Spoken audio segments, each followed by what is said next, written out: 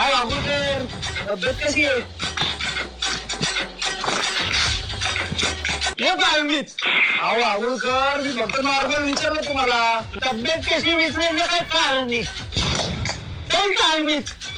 हो अगोदर एवढ्या अंधारात पार्किंग मध्ये काय शोधताय? माझा फोन हरवलाय तो शोधतोय. हातात काय आहे? अहो दादा काय झालं? अहो तुमचा प्रॉब्लेम काय आहे? तुमचं बाळ बोलू का?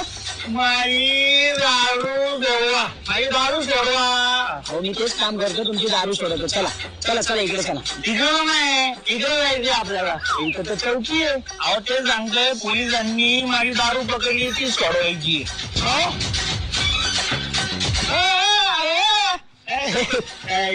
रानू मुंबईची